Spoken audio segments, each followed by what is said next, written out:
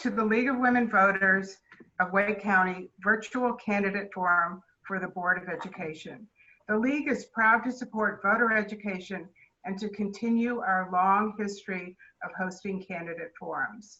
The Wake County Board of Education is a local governing body of the Wake County Public School System.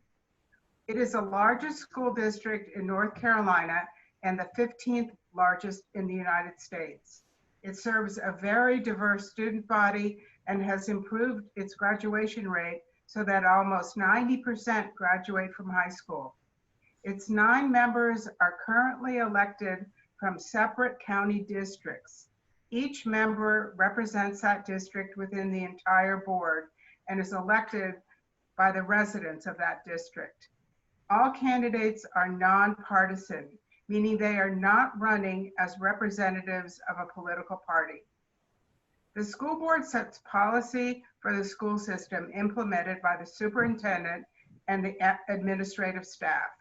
The board also adopts an annual budget proposal that includes its request for local funding from the Wake County Board of Commissioners, as well as its plan for using state and federal funds.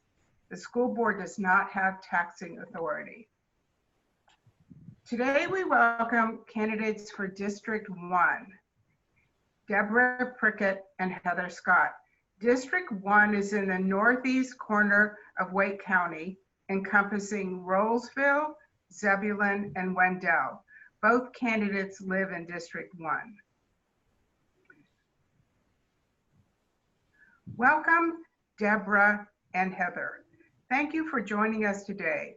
We will ask every candidate to the Board of Education the same questions. The questions will cover a range of issues relevant to the scope of the board. I'd like to verify with you that neither of you have received these questions in advance.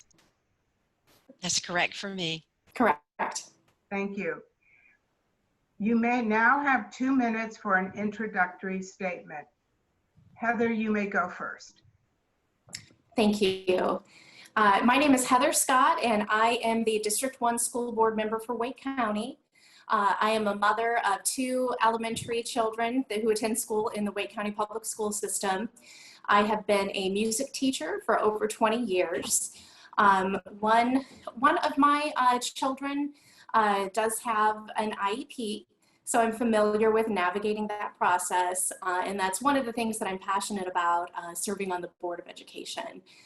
Right now on the Board of Education, I am the chair of the Student Achievement Committee. Unfortunately, our committee meetings due to COVID have been paused, but those will be resuming very soon. I also have served on the Finance and the Facilities Committees as well. Just a really quick background about the reason why I believe so much in public education was my first year teaching. I had encountered a young man who was very hesitant to participate. This was in middle school, and worked really hard to find out more about his family and encourage him to participate in class. And one day that child put up his hand to answer a question. And it was at that moment I realized that there are a lot of barriers that prevent students from being able to access a solid education. And when we see those barriers as adults, it is our duty to break those down. I've worked extremely hard at building relationships here in District 1, using my experience as a community member, as an educator who's taught in public, private, and charter schools. And I think that does give me a unique experience of understanding why parents remain in our public school systems and sometimes why they opt out. Thank you. Thank you. Deborah, you're next. Thank you, Marian. Thank you so much for this opportunity. I just want to add, we can't leave Wake Forest out of the district, which is where I live. And actually, we have the Wake Forest, Roseville, Wendell, Zebulon, and Knightdale areas, and a little piece of Raleigh in this district. It's a really large district. It expands a lot of landmass there. As a former Wake County school board member, my 20 years of experience teaching and counseling with the Wake County schools and the 11 years I worked for the North Carolina Department of Public Instruction as a program administrator and education consultant, I truly understand the school to family to community connections and how the school board should operate. I'm a mom of a son who attended all public schools in Wake County, and I'm a Wake County native who attended all public schools. I am committed to advocating for students and supporting families, with student achievement and student growth being the ultimate goals. I ask for your vote on November the 3rd, and my website for you to take a look at when you get a minute is Prickett, and that is spelled Prickett, for Wake Schools with an S.com. And I'd like to just read just a very short quote that describes how I really feel about the schools by Dr. Terry Stoops. The quote is, "Public schools exist for the benefit of families. Families do not exist for the benefit of school systems." Thanks so much. Thank you very much. All right, now we're going to move to the question portion, and we will, to the best of my ability, try and alternate responses in terms of who goes first. First question, beyond the technology funding that the CARES Act has already provided, what policies, procedures, and strategies would you implement to improve equity across students, to close the achievement gaps that have a harmful effect on children of color, economically disadvantaged students, students with disabilities, and English language learners? Deborah, you may go first. Thanks. We're certainly very, I guess we're very happy to get all the money that the schools can get, and the resources we all know are just very important. And we do want every student to have an opportunity to have equitable resources and a great place to go to their school. I'd like to just mention that I am concerned with all the resources that we do have in Wake County, that we have 30 low-performing schools in District 1. I'm sorry, the Wake County school system, and 8 of those schools are actually in District 1. That's concerning to me, considering the resources that we do have in this area, and with Wake County being the 15th largest school system in the nation. I actually have studied a lot of the data from NCDPI, which is where I worked for such a long time, and if the parents would just take a look at the school report cards, it will tell a story for you so that you can kind of see exactly how the schools are doing in comparison. In Wake County alone, we have 66 schools that did not meet growth. And this is based on the 1819 DPI data, which is the most recent validated data that we have. And at that time, we had 762 students who dropped out of school. And I give the exact number because that's somebody's child. And it's so important to me that we help in that area. I am concerned about the schools that received a grade C or less in Wake County, and that was 98 schools. We're a great district, but we still have some room for improvement. Thank you. Heather. Thank you. The Leandra report that has recently come out has done an excellent job of highlighting of funding issues that exist across the state of North Carolina. And I am hopeful that as the state takes a closer look at that we will have more targeted funding for some of the very things that you mentioned. When it comes to policies around equity and equitable access, that's actually something that I campaigned on 2 years ago. It's something I've been invested in. Our budgets are based on the number of students in the schools. A lot of funding comes, it is based on the number of students who are at that school. So that is something that we must consider as well.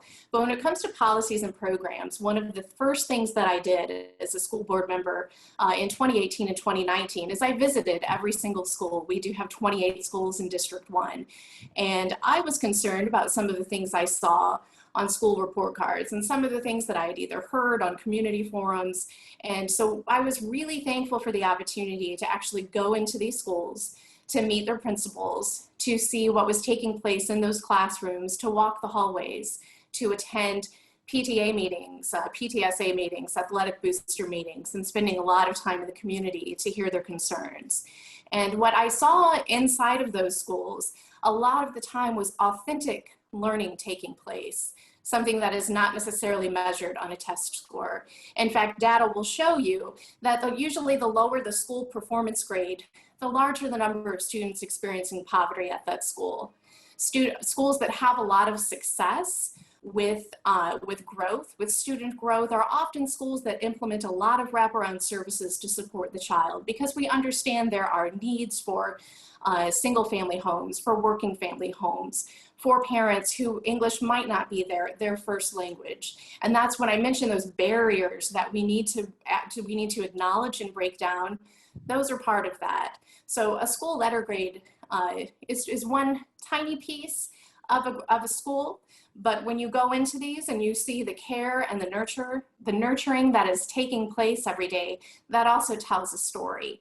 And in each of those individuals, those teachers and those families have a story.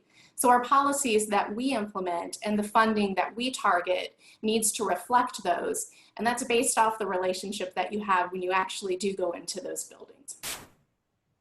Thank you. Second question. School systems across the state and country are struggling to develop educational plans in response to the ever-changing nature of the pandemic. Do you expect the post-pandemic school system to be less dependent on physical structures and staff and still be able to serve students well? Deborah, you may go first. Okay. Yes, Oh, yeah, go I'm ahead. sorry. I'm sorry. Yeah, no. It was me. Go ahead. I do think that this is just an unprecedented time. In my lifetime, I've just never seen anything like this. And I know parents are struggling. School systems are struggling. Everybody is trying to be as flexible as they can be. And we have really had to pull out the demand for innovation and flexibility in this COVID response. I do believe that we probably will not be using maybe a brick and mortar building as much. We'll probably be doing more things like you and I are doing today, doing things virtually. I would like to see the kids go back to school, though. I truly believe they need the socialization. They need the one-on-one contact. They need to be there with their teachers and their teacher assistants and their principals. And it's just a very unfortunate time that we have to respond in this way towards the schools, but we do have to do it. I think Wake County's response has been sporadic and a little bit inconsistent. And I know part of it is because we've never had to deal with anything like this before. But every school in Wake County is required to have a crisis plan. And I was a little bit concerned this time when I noticed, when I was on the school board, we made sure that, and I was on the school board for 4 years, that every school did have that crisis plan, and it was housed at central office. The superintendent monitored the plans, and every school was really supposed to have some sort of plan for almost anything that could happen at the schools. And of course, a pandemic is something that, no one could really plan for totally, but we do have to now start putting in some sort of plans to make sure that our kids are getting what they need, whether it be through virtual things or in other manners. All right, thank you very much, Deborah. Heather. Thank you. Nothing will ever compare to the quality and the benefits when you have in-person, face-to-face instruction. The relationships are powerful. And as someone who has a child with special needs, someone who has seen special needs children and worked with them, I also understand that there are many things that cannot necessarily be replicated in a virtual setting. The socialization piece is absolutely crucial for children to learn peer interaction. It's so nuanced, and it's crucial that we continue to strive as a society to get back to that we practice our 3 W's and we try to get the pandemic under control. There are, though, aspects that I have noticed that have been a little more streamlined, that have functioned a little bit more efficiently. Some of those being the student assignment appeal hearings. That's a piece that is not necessarily to do with face-to-face instruction, but that is part of the way our school system functions. And these appeal hearings the Office of Student Assignment has done a phenomenal job at still meeting the needs of their students in a highly unusual time, but doing so virtually has actually helped. So there are some aspects where a virtual setting has been beneficial, but nothing will ever replace the value of a student being with a teacher in a classroom with their peers, being able to run outside, being able to enjoy PE and fine arts, working together in groups. That is the collaboration that we so desperately need our students to return to as quickly as possible. Thank you. Next question. Racial inequity and the often resulting school-to-prison pipeline has been a long-standing problem in our schools, and there have been many strategies used to address it. The presence of law enforcement in the schools has become a recent flashpoint, at least pre-pandemic. Do you think it's time to reevaluate the use of school resource officers in the public schools? Do you have any recommendations? Heather, you may go first. Thank you. The student to prison pipeline is a very real thing.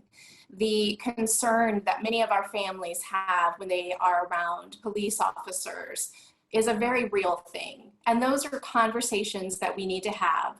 Those are dialogues we need to pay attention to and that we need to be open to listening to. For some of our younger grades, there are programs that exist to still have someone who functions in the role of an SRO, but is not necessarily a uniformed officer, but is a peace builder or a peacemaker. And these types of programs can often work along with the restorative justice programs. We do have a partnership with Campbell Law in some of our schools. And the data behind how impactful, what a positive difference this can make, where you have a student who might have otherwise suffered some consequences that could either have them out of school for a day or two, where they are able to, with the agreement of both parties, if this was a case where it was student versus student, they are allowed the opportunity to meet with a mediator who is someone who will walk them through, where the student is allowed to see and own the impact that they have in the environment around them. We also need to consider the number of emotional issues and social emotional health. And especially now post-pandemic, that's going to be something to pay very close attention to. We're already seeing some of the impacts on our students. And I think that it would also be beneficial to use funding towards situations that are bringing in more guidance counselors, social workers, and psychologists to our schools.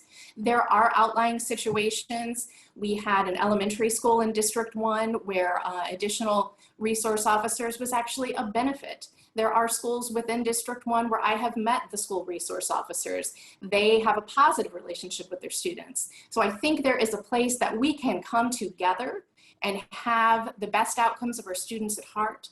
It involves an open and continuous dialogue. Thank you. All right, question 4. Parents in Wake County have many options for educating their children. Should the Wake County Public School System and the leadership of the school board choose to coexist with these options? Or should they focus on creating a public system that is equally attractive and serves all families and all students in Wake County? Deborah, you may go first. Oh, I'm sorry. I just was reminded that Deborah didn't get to answer question 3. I'm very sorry. Do you want me to repeat that question, Deborah? For question, the one that was just discussed? Yeah. Yes, that would be helpful. Thank you. I was concentrating. I was already on to the next question. I'm sorry. Racial inequity and often resulting school to prison pipeline has been a long-standing problem in our schools, and there have been many strategies used to address it. The presence of law enforcement in the schools has become a recent flashpoint, at least pre-pandemic.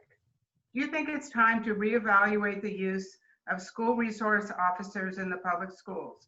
Do you have any recommendations?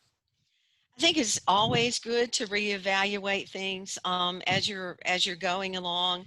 Just because you have it one way doesn't mean that you can't change or be flexible in coming up with new ideas. I will say that if you go all the way back to the root of it, the school resource officers came along for a reason. Many years ago, they started in the school system, and it was because the administrators and the teachers and the community, the family members, wanted the resource officers. That's kind of what happened, and they have a contract that the Wake County School Board, they actually vote on. And I noticed that they did vote, this board did vote to fund SRO officers, and I think they just took another recent vote to extend the contract that they have for like another year at least. I will say that a lot of this too has kind of hit the surface. If you took a look back around 2019, around February, the Governor Cooper had a crime commission to actually study. It was actually a special committee on the school shootings, and it came as a result after the Parkland school massacre, if you recall that. But anyway, the North Carolina Department of Safety has the actual report there if anyone would like to go in and take, just read it and study it. But the report recommended, or actually it's in the report, but the committee recommended that every North Carolina school should have a police officer. The group actually did recommend this, and this was a statewide recommendation.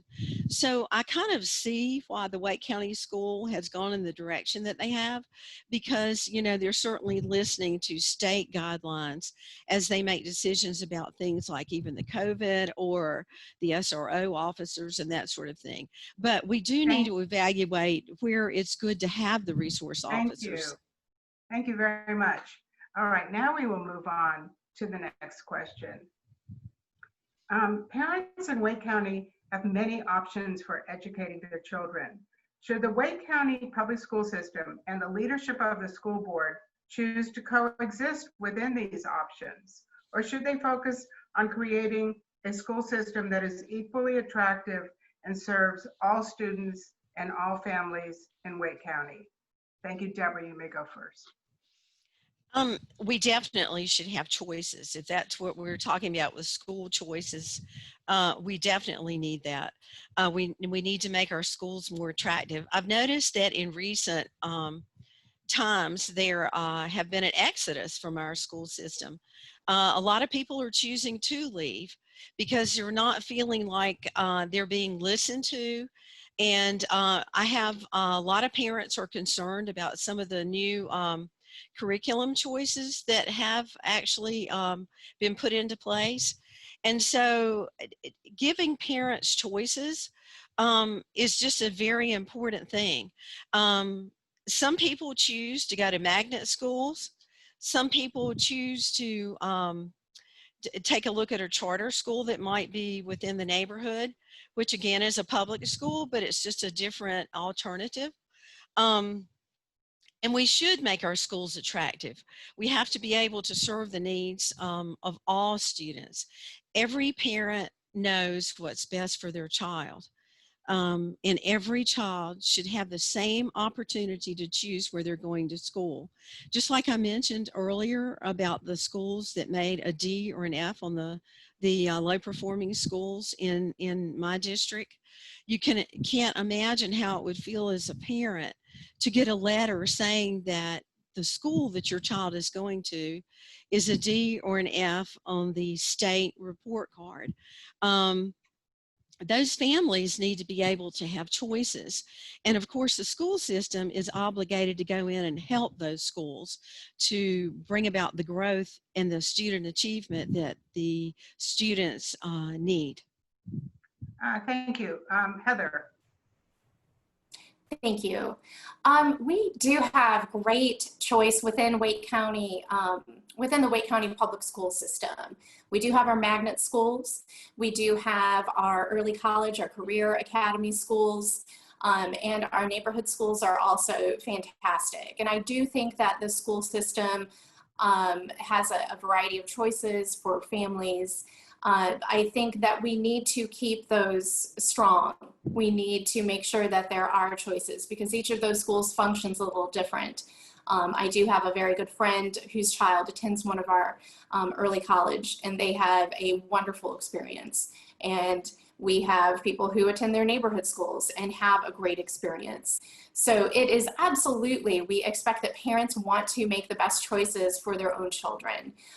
When you are serving on the school board, though, you do have to make choices that are going to have a positive impact for the Wake County community as a whole. And that is something that I often remind people is you absolutely should be advocating for your child. And I commend parents when they do so. But we also have to make sure that the choices we make as a school district are going to have positive outcomes for every child. We do need to focus on what is taking place within our schools. We have different programs that we are offering to strengthen the role of teachers and education support professionals at schools, to work on building relationships, to work on providing some of those wraparound services I mentioned that are crucial to schools that are experiencing poverty, that do have a large number of students experiencing poverty within those schools. But it is absolutely our duty to make sure that every child, no matter your zip code, your school should be a great place for you to attend. And that is why I've been really happy to visit all those 28 schools in District 1 to see what great places they are, regardless of what a piece of paper may say about them. Thank you. All right, that concludes the question portion of the forum. Thank you, candidates, for coming to participate in our virtual candidate forum. We recognize that running and serving an elected office is a considerable commitment of time, energy, and often sacrificed opportunities. The League, along with the residents of Wake County, is grateful that we have so many capable fellow citizens who are willing to step forward to serve the important duties as a member of the Wake County Board of Education. You have 2 minutes each to make a closing statement. Heather, you may go ahead. Thank you. As I mentioned earlier, the story about the student that raised his hand in my class, and that was probably the first time he had ever raised his hand in a class. Not only did I realize the importance of recognizing barriers and the role of adults and the role of leaders within the community to help break down those barriers for students, I also realized it was the power of relationships. Over the last 2 years, since before even being sworn in, I reached out to many people within the community in District 1 to let them know I was here for them, to let them know that I was going to be a strong voice, because anyone from Wake County, and especially those of us who are familiar with Eastern Wake, we know that they need someone who is willing to fight for them, someone who's willing to be a strong voice, someone who knows the needs, someone who knows where they have dinner, where they grab a cup of coffee, the trails they walk on, the things they're excited about in their community. Because through those conversations, I have learned just how much these communities care about their schools and how much they want nothing but the best for them. But you also have to be able to work with other board members. The Board of Education is a governing body. There are 9 members. And you also represent District 1, but you have to work for all of Wake County. And there are unique needs that we see throughout Wake County. I have been extremely proud to serve this community. I would put my experience, the relationships I've built, the things I've worked for on this board, I would hold those up to anyone who has ever served on the Board of Education. I'm proud of my work. I am so proud to live in Wake County, and I do look forward to serving this community for many years to come, however that role may be. But I do hope that you will check Heather Scott for Board of Education in November. Thank you. Thank you. Deborah. Thank you, Marion. This is a great place to live and a great place to have your children be in school here. I enjoyed spending this time with all of you today and appreciate the opportunity for dialogue through the League of Women Voters virtual platform. If you elect me, I will advocate for students and support families, as I've done for all 30+ years I've worked in education. I've observed and participated in education from the classroom to the boardroom. Also, I have the business background to understand budget accountability. I have the education background required to understand the state standards and quality curriculum. I will work to help our low-performing schools by hiring strong leadership and devoted staff. I encourage you to please look at my website, pricketforwakeschools.com, and I would appreciate your vote on November 3rd. Thank you. We close our forum now. Be sure to go to vote411.org to learn more about the candidates on your ballot and the latest information on polling places and hours. Thank you again for joining us.